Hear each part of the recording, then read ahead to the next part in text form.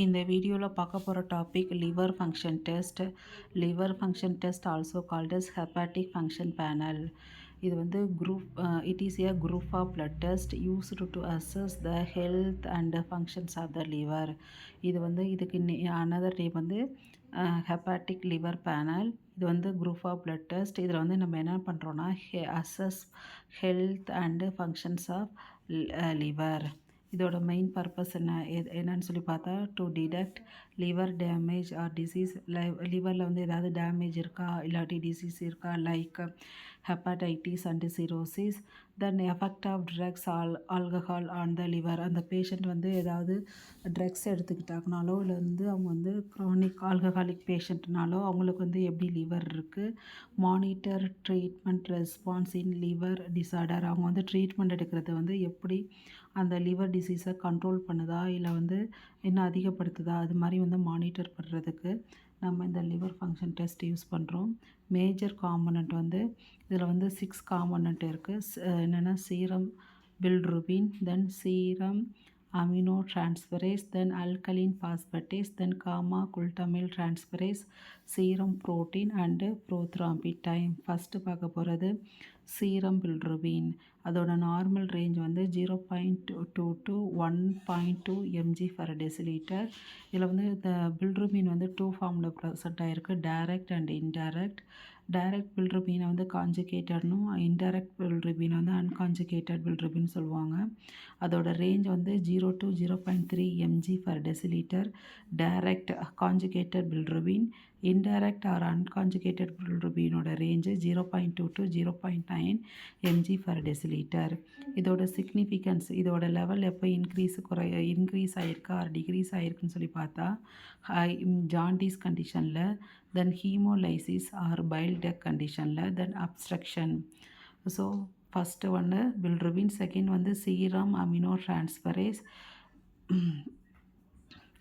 இதில் வந்து ALT AST.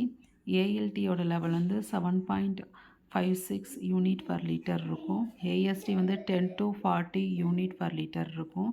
இதோட லெவல் எப்போ இன்க்ரீஸ் ஆகுதுன்னு சொல்லி பார்த்தா லிவர் செல் இன்ஜுரி ஆகிறப்ப, ஹெப்படைட்டிஸ், தென் ஏதாவது ட்ரக்ஸ் மூலமாக ஆல்கஹால் மூலமாக அப்போ எடுத்துக்கிறது தான். நெக்ஸ்ட்டு வந்து third one is alkaline phosphatase enzyme. இதோட லெவல் வந்து 44 to 147 யூனிட்/லிட்டர். இதோட லெவல் எப்போ இன்க்ரீஸ் ஆகுதுன்னு சொல்லி பார்த்தா bile duct obstruction and bone disease இருக்கிறப்ப. Next gamma glutamyl transferase. So இந்த கண்டிஷனில் வந்து 9 to 48 யூனிட்/லிட்டர். இதோட லெவல் எப்போ இன்க்ரீஸ் ஆகுதுன்னு சொல்லி பார்த்தா alcoholic liver disease and cholestasis கண்டிஷனில்.